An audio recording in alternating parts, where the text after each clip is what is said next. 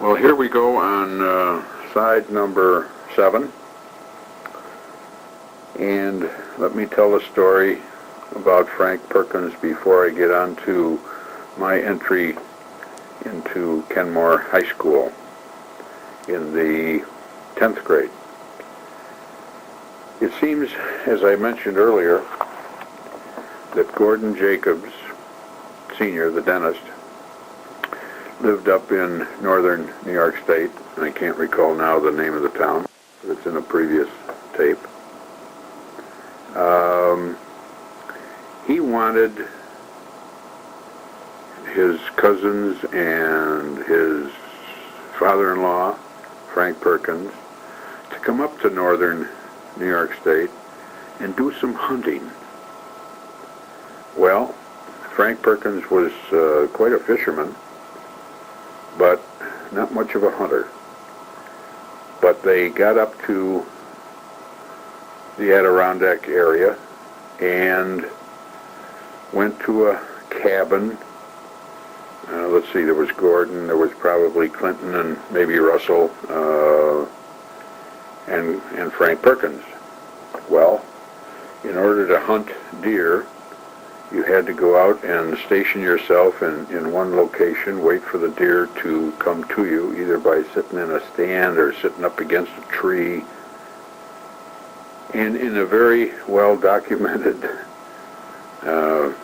pictorial and explanation of what happened in my mother's handwriting, it too is downstairs in one of the photo albums. It appears like, as I mentioned earlier, Frank Perkins was quite a pipe smoker. Well, they took him out, probably in the early morning, and had him stationed, had him sit down by a tree with a gun, waiting for deer to come by so he could bag them. Well, everything went along fine until finally the group came back to find Grandpa not having fired a shot, and maybe the other folks didn't either. But here he is, sitting by the base of the tree, smoking his pipe. And of course,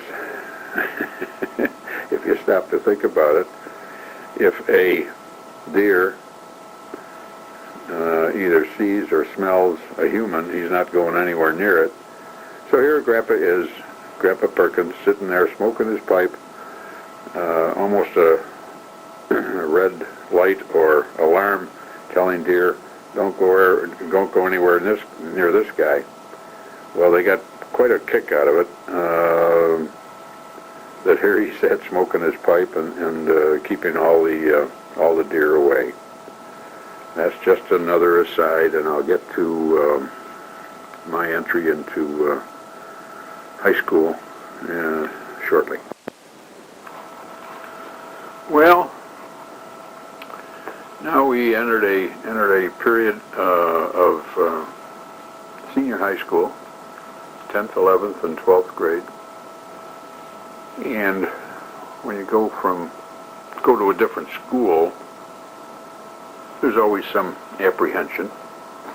But having spent at least, 1 year at the junior high school and made friends there, it made it easier, so you weren't just going to a new school with all new people and whatever you have. No.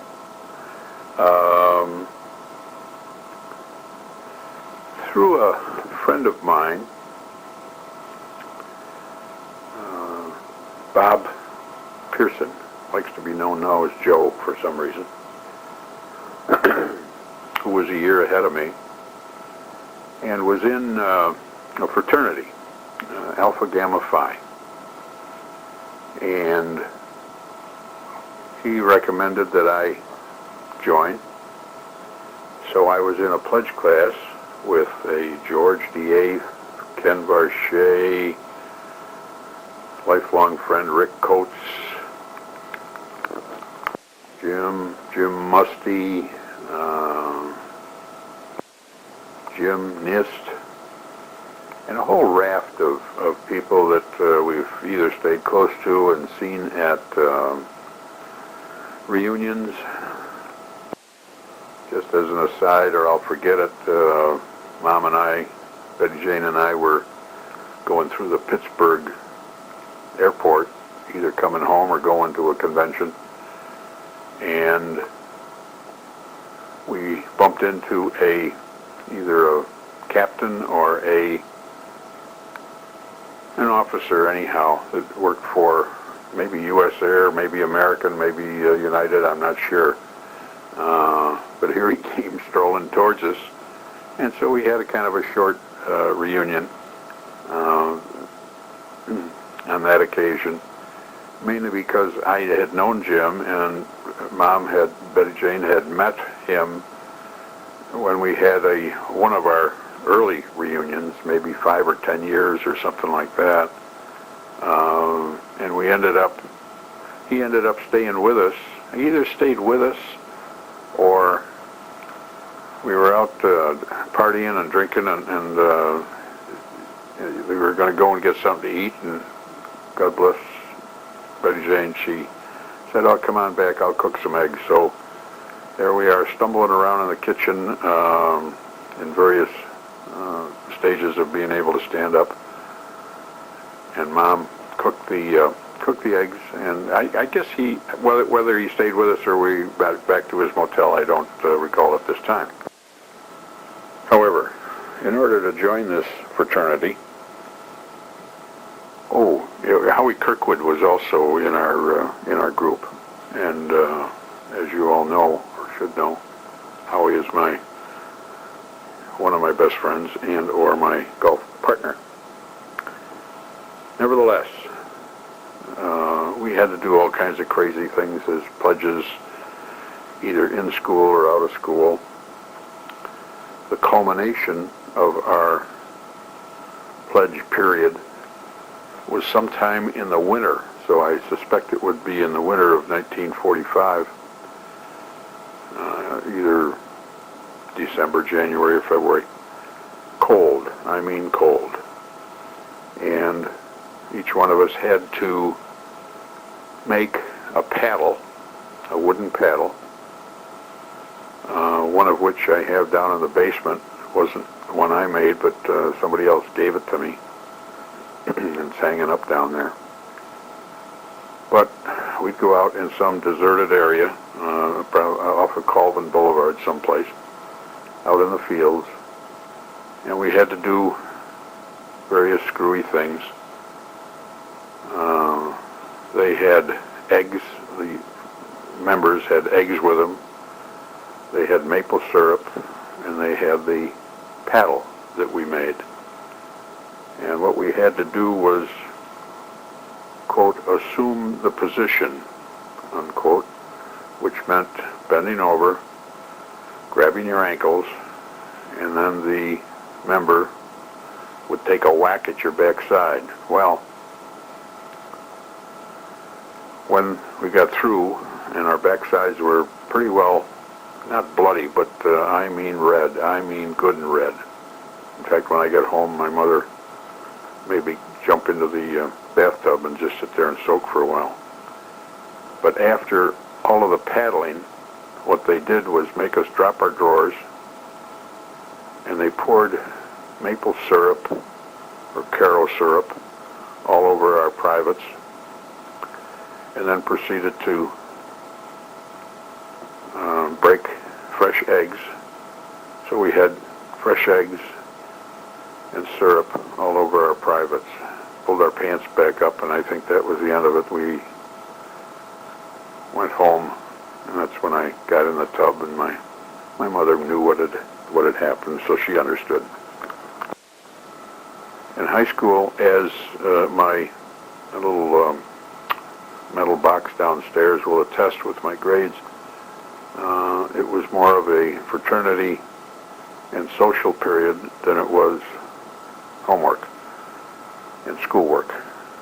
But I managed to get by. I can't envision that my average for my entire senior high period was any more than the mid to high 70s. A couple of interesting functions revolving around the fraternity.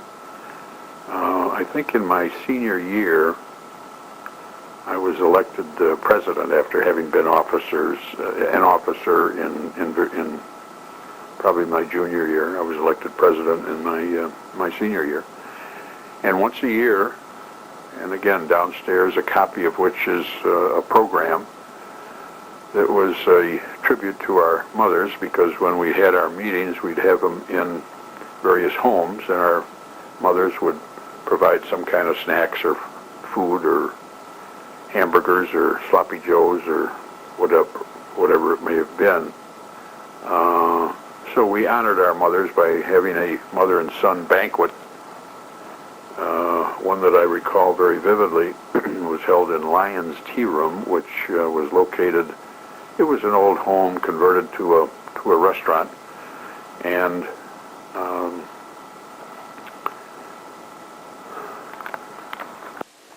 as I say, the programs were printed down there with various people listed as officers, and there was a invocation and a benediction, and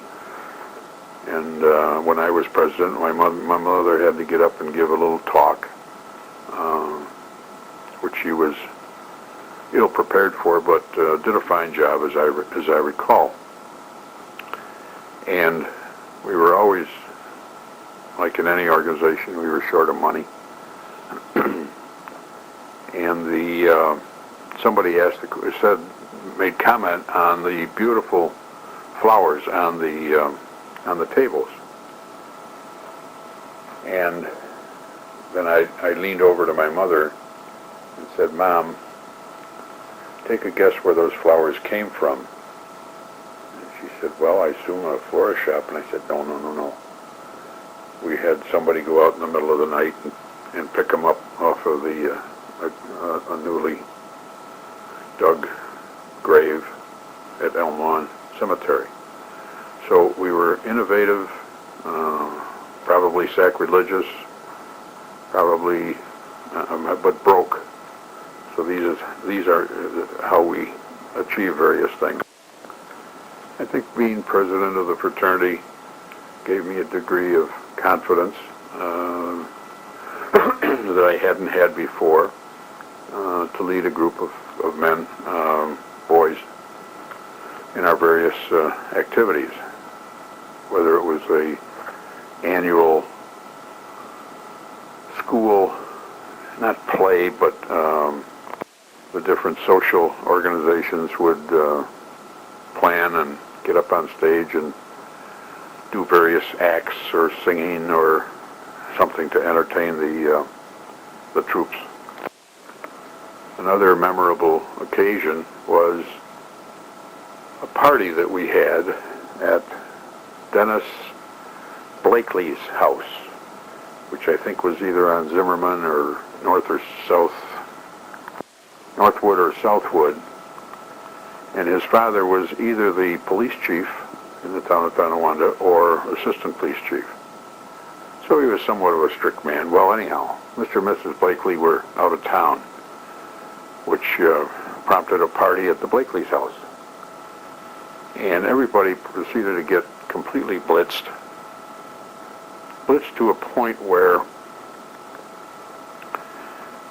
Denny was a hellraiser, and so for whatever reason, I think he was passed out, and the members of the fraternity took all of the bedroom furniture on the second floor, brought it down to the first floor, and took all of the living room and kitchen and dining room furniture up on the second floor. And then we proceeded to go home.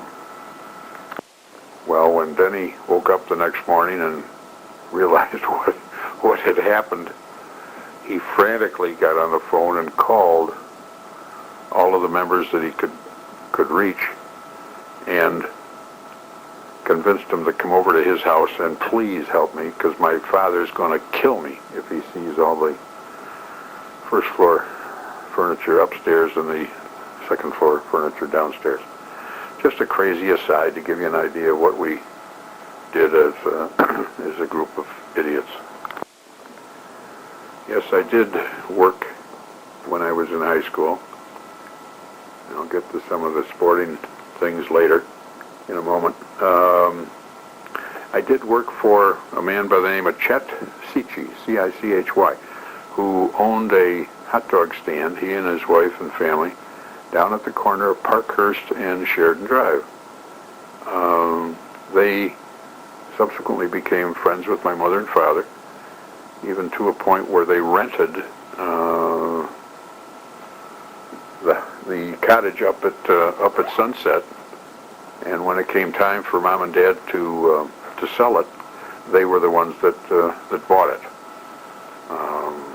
It sat fairly low and had these mounds of sand on either side.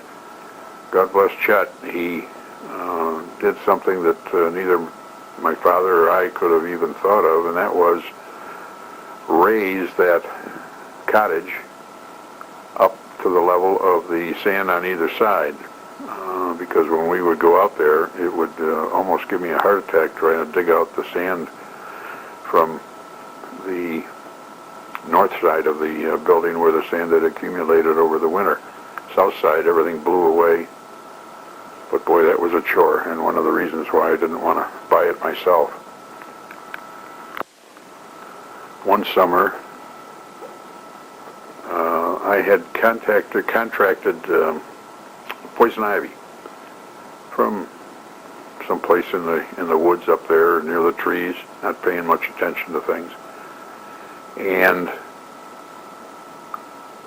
because there was poison ivy up on one side of the cottage, Dad thought, geez, I'll get rid of that stuff. So he proceeded to take gasoline or kerosene and pour it all over the poison ivy, lit the match, and boy, there was he burned all the poison ivy away. However, my being susceptible to poison ivy and smelling the smoke and getting a good whiff of that, I came down with poison ivy all over my body. Did I mention this before? All over my body. I mean, in my eyes, in my nose, in my ears, in my privates, in my... I couldn't move. I was one painful puppy.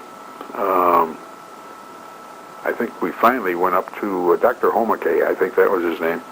Went up to Dr. Homake, and I think at that time they had shots that you could get to alleviate or get the poison ivy out of your system.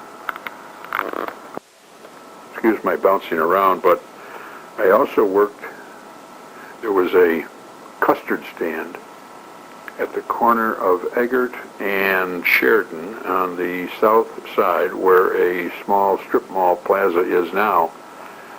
And it was frozen custard. And there were 2 or 3 machines in there. And I think I would show up after school and work until 6 or 7 o'clock, whatever. And then somebody else would come in, an adult would come in and relieve me. But it was a good job. I was there by myself.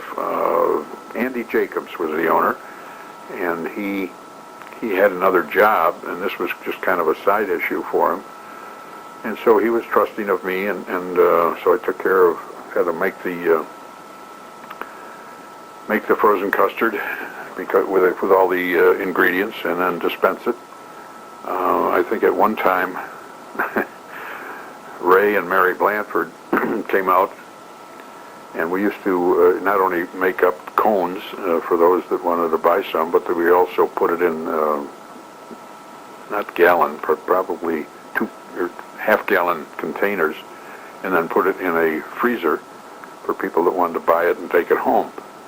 Well, while Mary and Ray were there, they not only had a cone, and I gave it to them for free, and I said, here, why don't you take a half-gallon or 2 home with you? So let me tell you, Ray and Mary were visitors quite often, and they'd pull up, instead of to the front door, they'd pull around the back, and I'd give them a couple half gallons of frozen custard vanilla, chocolate, strawberry, whatever it might have been.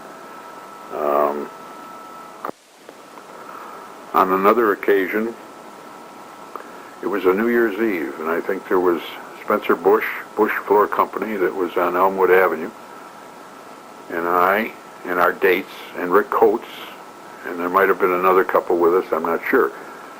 But Spencer Bush was quite an accomplished bicycle rider. And he rode in races, he won trophies, he won bottles of wine with the trophies, not only here in the States, but also in Europe. In fact, he met his wife in the Netherlands. He was a very shy person.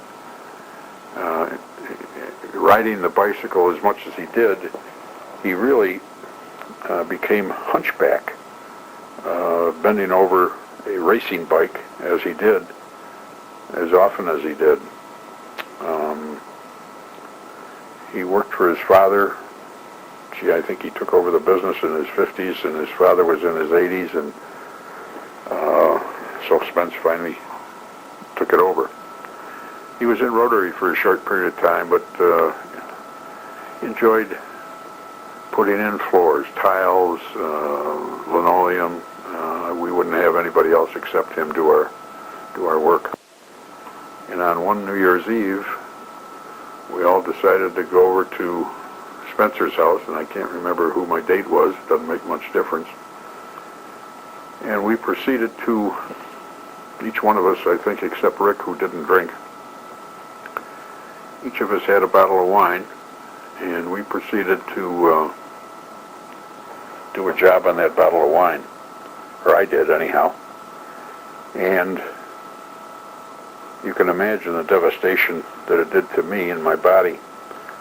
Whoever I was with, either Rick or whomever, finally got me home, dumped me on the front lawn, and I stumbled into the house and finally went to sleep.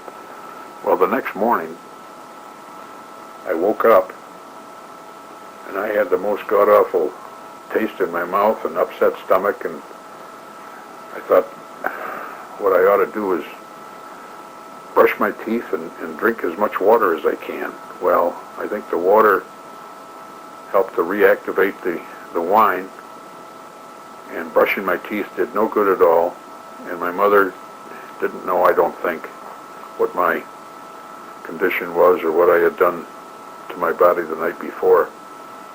And she was very sympathetic and helpful, and Donald, brush your teeth or drink some water. I think she meant to have me drink the water and get the remainder of the alcohol out of my system, but it only aggravated it and made it more difficult. And for a long, long time thereafter, just like somebody who eats peas or asparagus or any food and then doesn't, or drink, and then suffers the consequences, can't stand peas or asparagus or whatever it may have been, and I too, for a long, long, long time, could not drink any wine at all.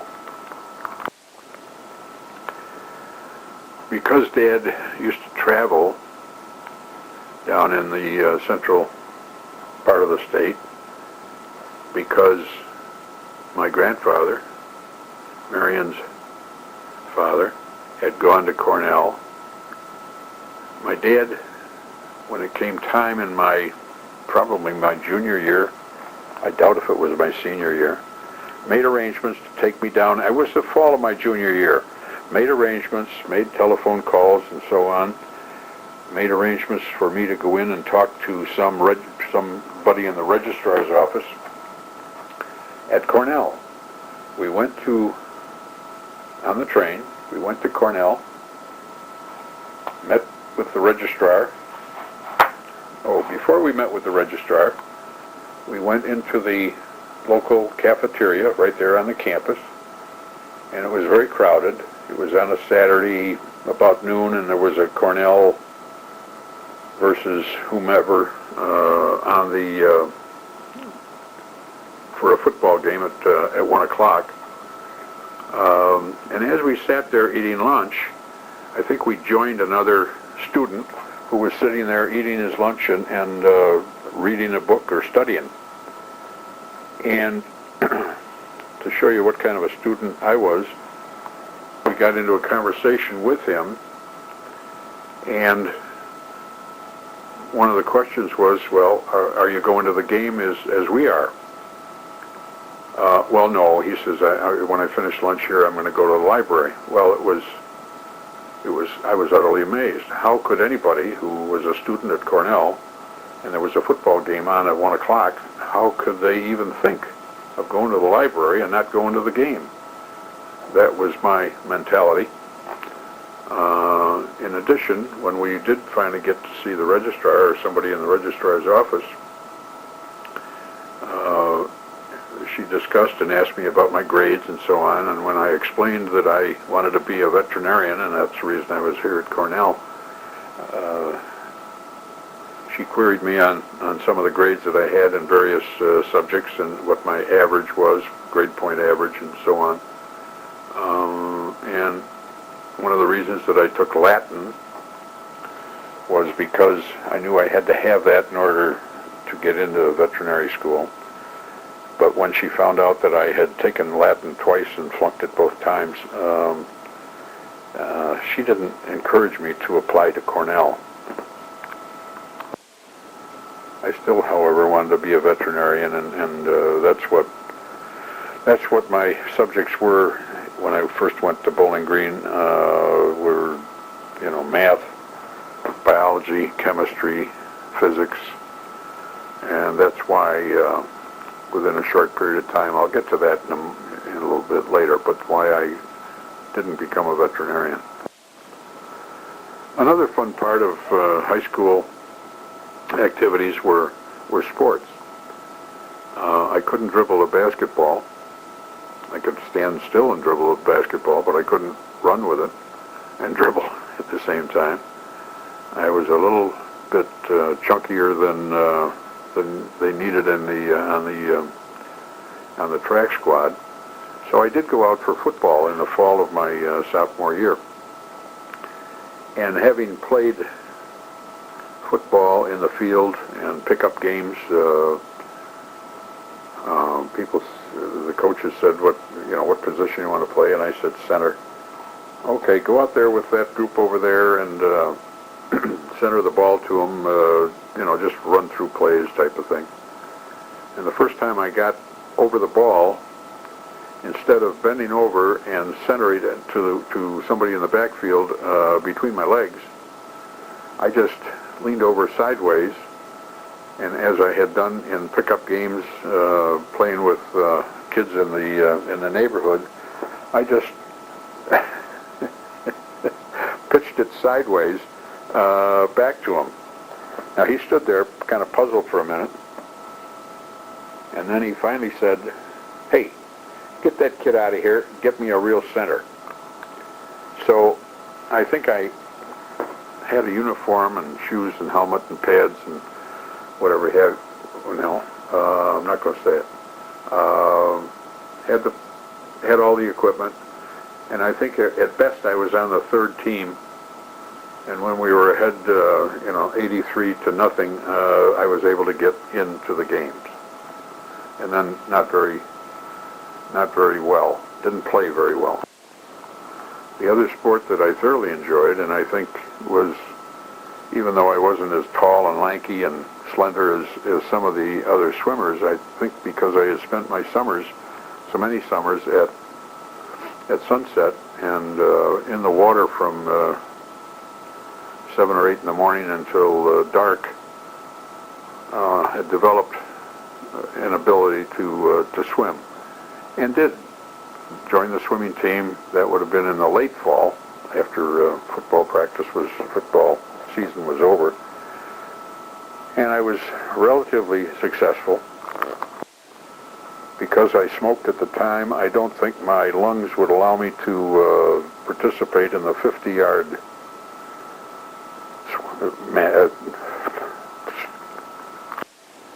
event.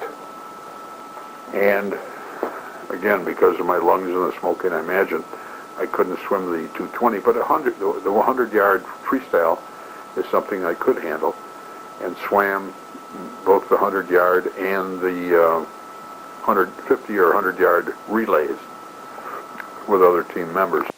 Kenmore was always well known for being successful in the swimming events, and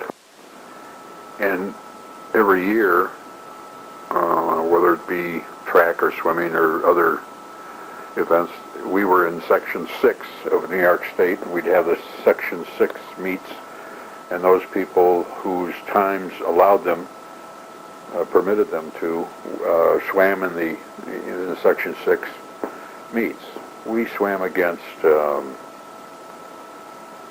Tonawanda, North Tonawanda, Lockport, Wheatfield, Jamestown, other schools of about our own size, none of the Buffalo schools, and I don't think West Seneca or places like that, or Clarence or Amherst. I think they were in a different league, different grouping. But I was always very successful in the 100-yard event, and usually placed first, except when we swam against North Tonawanda. And every time we swam, I think we swam against each school twice, and then in the Section 6 finals. And except when we swam against North Tonawanda, and there was a man who also swam the 100 by the name of John Petoric, and I could never beat him, try as I may. He was always, he always beat. Now to an interesting aside. I'm getting ahead of myself, but that's all right, it fits in right here.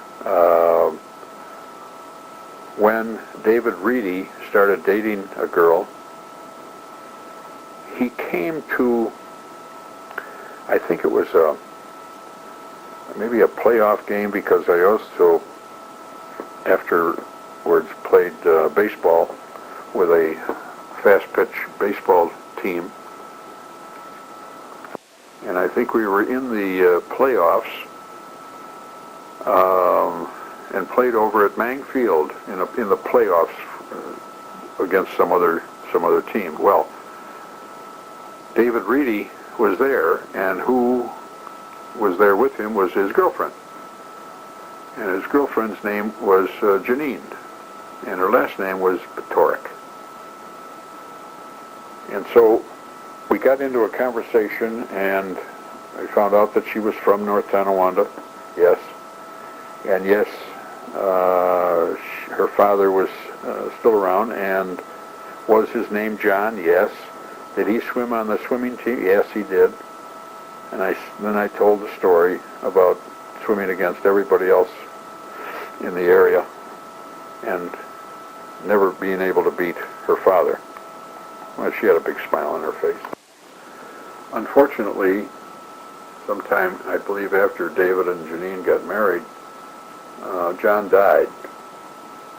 And I went to the service at a church out in North Tonawanda, where they were members, and trying to think of something nice to say to Janine's mother, John's widow. When I went through the receiving line and I talked to her, and I can't recall her name, but I knew it at the time. I said to her, I told her the story of swimming against John and never being able to beat him. And I said, he also beat me going to heaven. I think Janine said that she was awfully pleased to hear me say that, and where it came from, I don't have any idea. But I hope that someday I do see John again, as well as my very precious wife, Betty Jane. I know she's there, and I just hope that I go to the same location. Sometimes, not only myself, but others have doubts.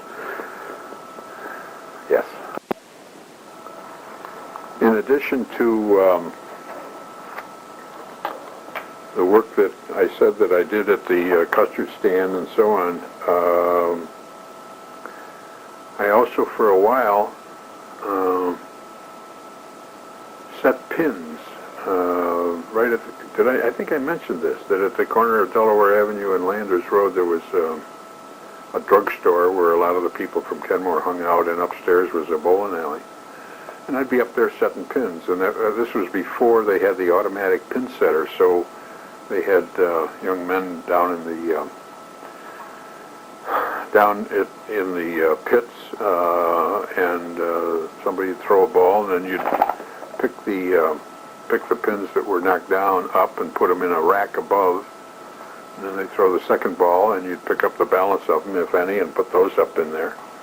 And then I think as soon as the second ball was hit, then I think we pushed a button or pushed a rack or whatever have you, and put the pins, set the pins down in on the floor, and then raise the rack. I did play a little bit of golf, and because I didn't have any money, and I don't think the folks did, I think I wore my dad's shoes. And of course, he was much bigger, weren't very comfortable, and the clubs were old, but we didn't know what we were doing anyhow. And where we usually played, because it was more reasonable than any place else, was the Dunlop golf course. And it is located right now like across the I-90, I guess it is, from Dunlop, between there and where the Chevrolet plant is now. The Chevrolet plant was there then also. But right where that exit is, where you're coming from downtown and you get off the exit right there at the railroad tracks to get onto Sheridan Drive, is where the golf course was. It was long and narrow in that section between Dunlop and Chevy. So it was a 9-hole course, long course. Didn't play very well. Used a golf club like a baseball bat, but we had fun. Kept us out of the bars. A lot of the social activities that I mentioned earlier in high school, around Christmas time, and each one of the sororities and each one of the fraternities would have a dance at some location, hotel or ballroom of some sort downtown Buffalo. And it was always nice to be invited by some girl to go to the sorority dance. Probably cost my dad and mother a lot of money because we had to get a corsage every time we went to the dances.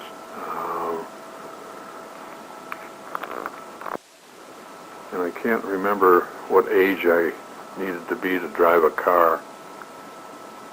Maybe 16, but I think you had, if you drove after dark, you had to be with some person that was over 18, so we always managed to find some double date with somebody who was a little older if I had the car, or go with somebody else if they had the car. And of course, on either weeknights or on weekends, we'd go to Brinson's. Brinson's was a hot dog stand in a very shack type of building right there at the corner where the bank and the Kenmore administration building is there at Colvin and Sheridan. Had an enormous parking lot, not very well lit, which was of course very good for parking the car and doing a lot of kissy face in the front or the back seat. Funny thing happened. It was a real gold mine for the Brinsons, who had two sons who both went to Kenmore High School and both went on and became attorneys and practiced in Kenmore. But what they did was tear the old shack down. They kept the park. I think they might have put a lot of lights in the parking lot, and the old shack came down and a new building went up. Well, now it was almost like Friendlies or like the new, what's the roast beef company, or the roast beef people that are right on Sheridan Drive, right there near the railroad tracks, Anderson's. It looked like one of the newer Anderson's buildings, and from that point on, the kids stopped going there because it was more of a family type of thing, and we ended up more at Pat's, another darker parking lot, which fit our needs, and it was not built up like it was later, like the Brinsons did. My first real love in high school was Larry will remember this name, Joan Fellner. Her brother, Donald Fellner, was a client of mine, and he has since passed on. I think he had cancer, as I remember, and died at a young age, but nevertheless, I was in love with this girl, pretty girl, and I do recall having broken up with her when I went on to college, and I came home one time and brought a roommate of mine, Wally Lou, who was from Hawaii, and I'd bring him home with me because it was a lot easier coming to Buffalo from Bowling Green than it was going to Hawaii, and he couldn't have afforded it anyhow. So I would come home, and I was at that time going with somebody else, and would call Joan and say, hey, you want a double date? I got a date for you. Well, she became a little pissed at that, but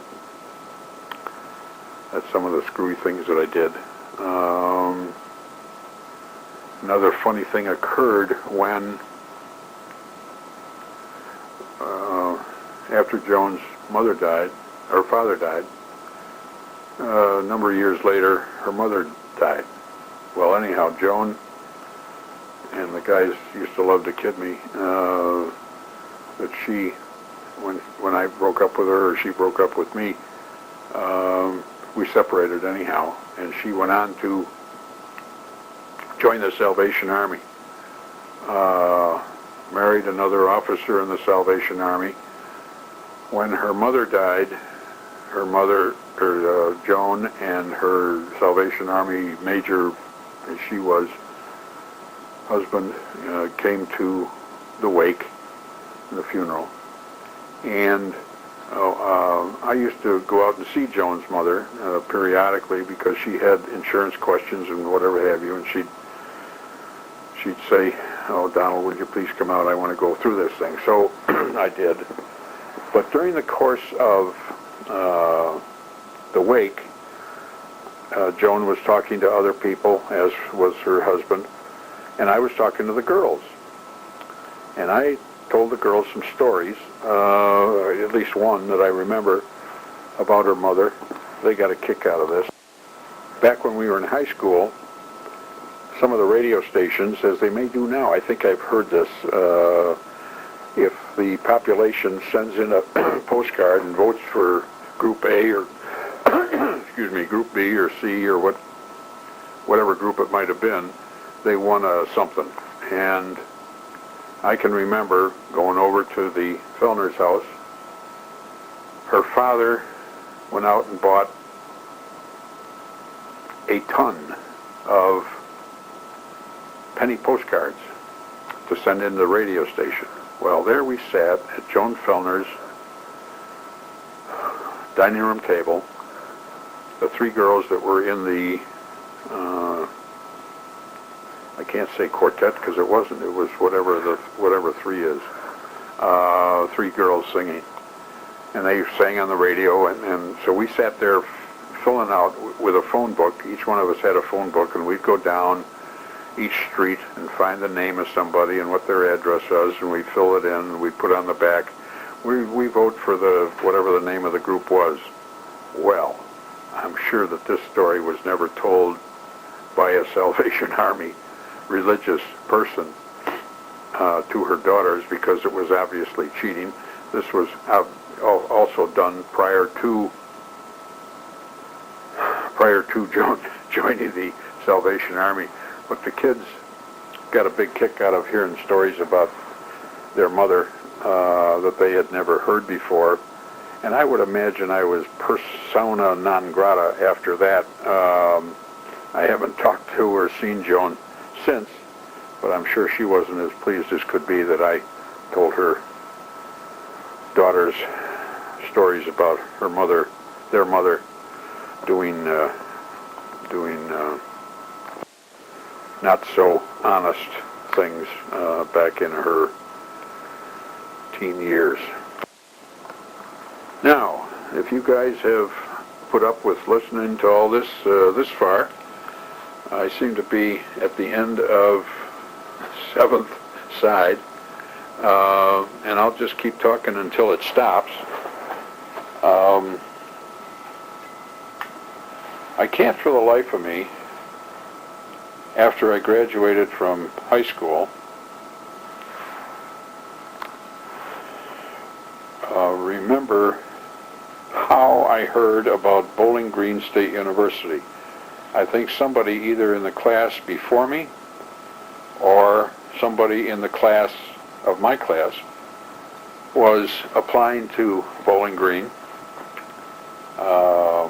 And so I either called